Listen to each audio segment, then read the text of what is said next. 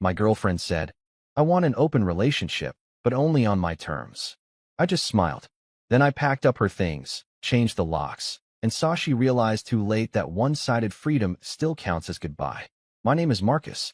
I'm 32, and I work as a logistics coordinator for a regional shipping company. Nothing glamorous, but stable. I make decent money, I keep a tight schedule, and I live in a 2-bedroom apartment in a fast-growing part of the city. My routine is simple. Work early, gym after, cook most nights. Weekends are either downtime or seeing friends. My girlfriend, Qley, is 29. We've been together just over 4 years. For the last 2, she'd been living with me in that apartment. The lease is in my name only. That's important later. She works in social media marketing for a boutique fashion brand, which basically means flexible hours, constant phone usage, and a social calendar that always seemed more packed than mine. From the outside, we looked solid. We traveled twice a year. We split groceries, although I covered rent and utilities because I earned more. I didn't resent that. I was raised to provide if I could. If I'm being honest, Qley had always had an edge to her. Sharp comments disguised as jokes. Comparisons to other couples. Little digs about how some men surprise their girlfriends more. Some men are more spontaneous. I usually let it roll off. I'm not insecure, and I don't respond well to emotional theatrics. The night everything shifted was a Thursday. I had just finished cleaning up after dinner when she said she needed to talk. That tone. The rehearsed one. She sat across from me at the kitchen table, legs crossed, phone face down for once. She looked confident, almost excited. I've been thinking, she said. I want an open relationship. I didn't interrupt. I waited. But not like messy open, she added quickly. Structured. Just physically open. Emotionally, we stay primary. And obviously, there would be boundaries. Obviously. I asked her what kind of boundaries. She leaned back and smiled in a way that felt rehearsed. Well, I don't think you'd really need to see anyone. You're not wired that way. It would mostly be for me. I just need freedom without losing what we have. Freedom. Without losing what we have. That was the first time I realized this wasn't curiosity. It was negotiation. I asked her to clarify what she meant by mostly for her. She sighed like I was being slow on purpose. I just don't want you getting weird about it. You're not the type who needs multiple women. You're stable. I don't want this turning into some competition thing. Competition. So I asked the next logical question. If I didn't want to see someone else, would that be okay? Her smile faded slightly. I mean, I guess. But I don't think that would really happen. And I need to know. Full transparency. No emotional overlap. No repeats with the same person. And obviously no one in our circle. I noticed how many rules applied to me. And what about your side? She shrugged casually. I'd be careful. Discreet. I don't want drama.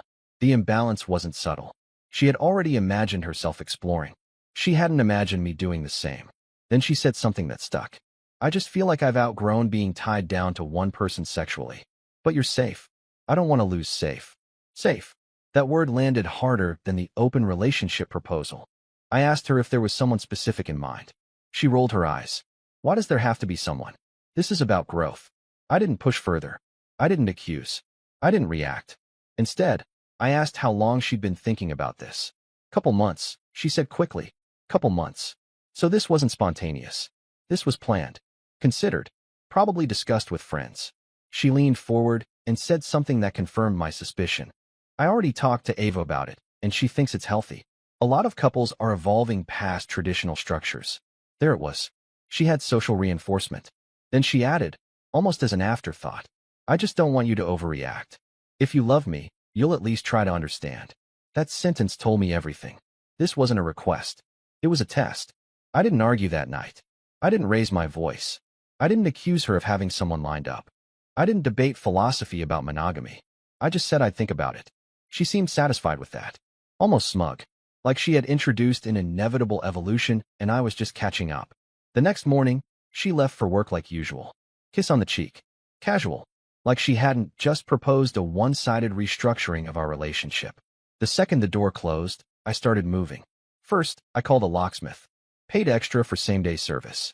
When he asked if I had proof of residence, I sent a copy of the lease. My name only.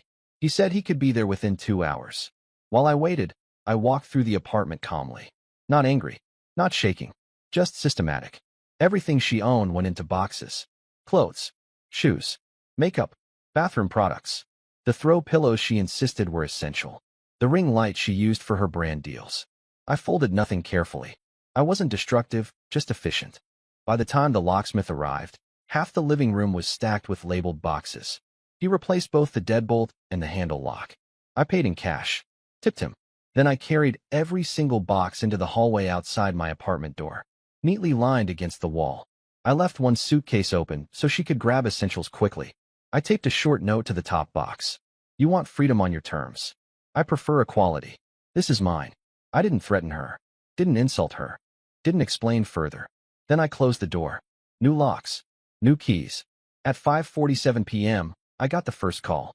It rang twice before going to voicemail. Then came the texts. What did you do? Why won't the key work? Are you serious right now? I didn't respond immediately. I let her knock. Neighbors opened doors. I heard her voice shift from angry to embarrassed.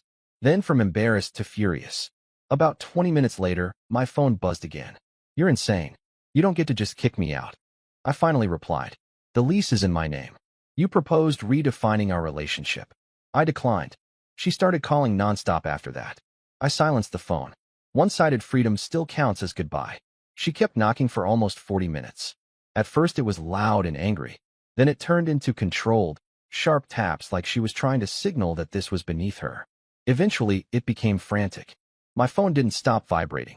You can't just lock me out. This is illegal. Open the door right now. I stayed seated on the couch. Calm.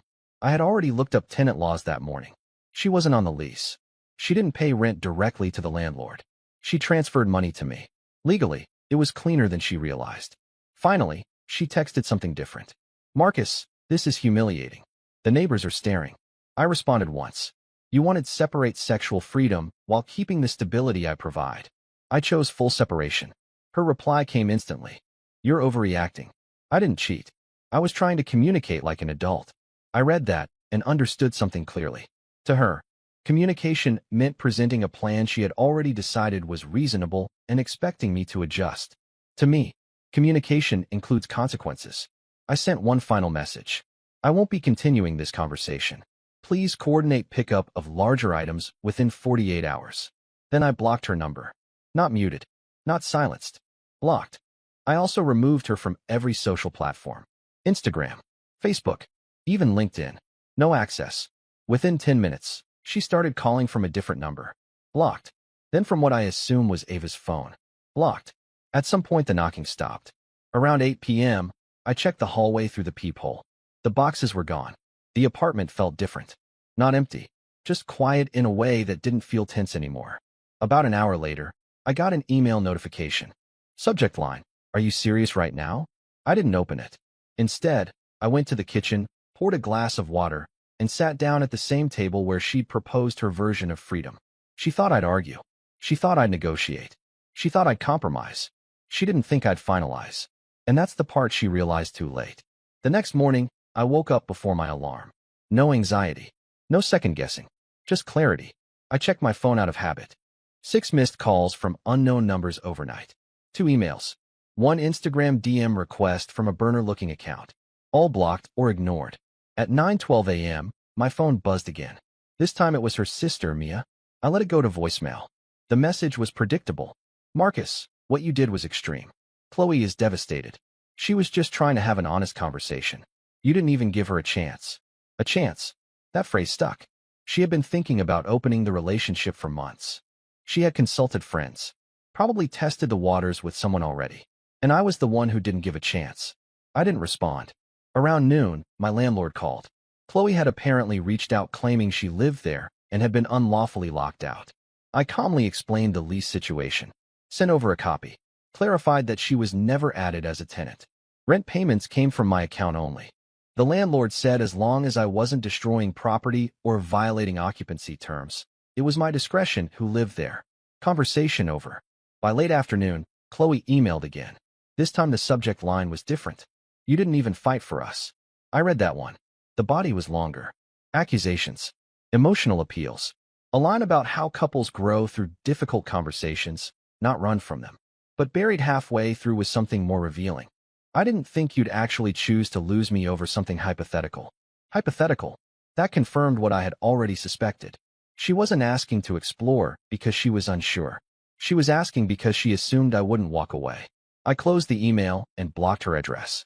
Not because I was angry, because if someone believes they can renegotiate commitment on their terms, they need to understand that silence is also an answer. That night, I changed one more thing. I canceled the joint gym membership I had been covering. Clean cuts. No partial access. One-sided freedom still counts as goodbye. For the first few days, it was loud. Not in my apartment. In the background. Mutual friends texting. Her sister trying once more from a different number. Even Ava sending a passive-aggressive message through email about emotional maturity and how progressive relationships require evolution. Blocked. I didn't respond publicly. I didn't explain my side to everyone. I gave one short version to two close friends when they asked directly. She asked for an open relationship structured only for her benefit. I chose to end it. No added drama. No character assassination. By week 2, something shifted. The noise slowed down.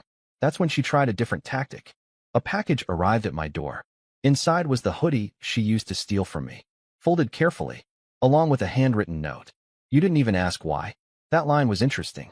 I had asked why. I had asked about boundaries. I had asked if there was someone specific. What she meant was I didn't fight. Later that evening, an unknown number texted. Can we just talk in person like adults? I didn't reply. 5 minutes later. I made a mistake. I didn't think you'd react like this. There it was again. She didn't regret the proposal. She regretted miscalculating my response. I blocked the number. 2 days later, a mutual friend reached out again. This time more candid. She's telling people you panicked because you're insecure, that you couldn't handle her being desired by other men. That made me laugh. The irony is she didn't propose equality. She proposed expansion for herself while keeping my stability intact. She wanted freedom without risk. What she hadn't factored in was this. If someone introduces conditional loyalty, I remove myself unconditionally. About 3 weeks after I changed the locks, I saw something online. A photo of her at a rooftop bar, tagged with a guy I didn't recognize. Caption about living freely and embracing new chapters. I didn't feel jealous. I felt confirmed. Because if you truly value what you have, you don't test alternatives before letting it go. By the end of the month, she stopped trying to reach me. Silence replaced outrage. And that's when I knew it had finally landed. One-sided freedom only works if the other person stays. About a month after everything went quiet, I ran into something unexpected. I was at the grocery store on a Sunday afternoon. Normal routine. Protein, vegetables, coffee. I turned down the frozen aisle and saw her. Qley. She saw me at the same time. For a split second, her posture stiffened. Then she straightened up like she was walking into a networking event. She looked different. Not worse. Just sharper. More polished. Like she was trying harder. Marcus, she said, like we'd bumped into each other at a party. I nodded once. Kept my cart steady. She glanced at my left hand. No ring, obviously. Then at my cart. As if inventory might tell her something. You look fine, she said. So do you. There was a pause. The kind where someone expects the other person to fill the silence. She tried first. I think what happened was blown out of proportion. I didn't respond to that. I waited. She shifted weight from one foot to the other. I wasn't cheating. I was trying to be honest about where my head was. Most people would have appreciated that instead of reacting like you did. There it was again, framing my boundary as overreaction. I said calmly, you asked for a relationship structure that benefited you disproportionately. I declined. Her jaw tightened. It wasn't about benefit. It was about growth. You made it binary. It was binary, I replied. You either want exclusivity or you don't. She looked around, lowered her voice slightly. You didn't even try to negotiate. I held eye contact. What exactly would negotiation look like? I accept partial loyalty while providing full commitment. She didn't answer that. Instead, she pivoted. You know the guy you probably think I left you for? That didn't work out. He wasn't serious. I didn't react. She watched my face closely, searching for jealousy, for satisfaction, for something. Nothing showed. You really don't care, do you? That question wasn't angry. It was almost confused. I answered honestly. I cared when we were aligned. When you proposed conditional commitment, I adjusted accordingly. That landed. She crossed her arms. You could have fought for me. I shook my head slightly. I don't compete for someone who's testing alternatives. Another silence. Then she said something quieter. I didn't think you'd actually walk away. I gave a small nod. I know. And that was the end of the conversation. I paid for my groceries and left. No anger. No raised voices. Just confirmation. She wanted freedom without consequence. She learned that consequence doesn't argue. It exits. After the grocery store run-in, I expected one of two things. Either she'd try again, or she'd disappear. It was the second one. No more burner numbers. No more indirect messages through friends. No more rooftop captions clearly aimed at an audience of one. Silence. About 6 weeks later, a mutual friend invited me to a birthday dinner. I almost declined out of habit, but I went. I wasn't avoiding spaces anymore. She was there. Different energy this time. Not polished. Not sharp. Just measured. She didn't approach me immediately. I noticed she was watching, though. Not in a dramatic way. More like someone evaluating something they misjudged. Halfway through the night, she sat across from me at the long table. No confrontation. Just proximity. Eventually, she leaned in slightly. "Can I ask you something without you turning it into a lecture?" I said, "Depends on the question." She looked down at her drink. If I hadn't mentioned open anything, would we still be together? That was the first honest question she'd asked. I didn't rush it. "Probably," I said, "unless you acted on it anyway." She nodded slowly. "I didn't think it would cost me you." There it was again.